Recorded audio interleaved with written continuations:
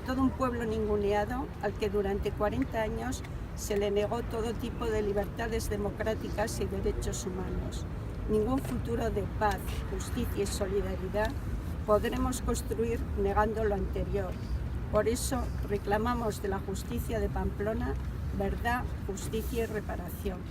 Ha sido además un camino largo y tortuoso, especialmente para los familiares que han visto durante décadas cómo el dolor de la desaparición física de sus familiares encima tenían que aguantar pues la impunidad de los culpables. Y en este camino hay que señalar el trabajo realizado durante décadas por las asociaciones memorialistas. Ellos son realmente los artífices de esta querella, y el ayuntamiento lo que ha hecho ha sido recoger ese esfuerzo, apoyarse en las asociaciones y desde luego desde ahora os anuncio que seguiremos trabajando codo a codo con las asociaciones de memorialistas que están trabajando a pie de calle por recuperar esos parámetros que decía Gloria de verdad, justicia y reparación.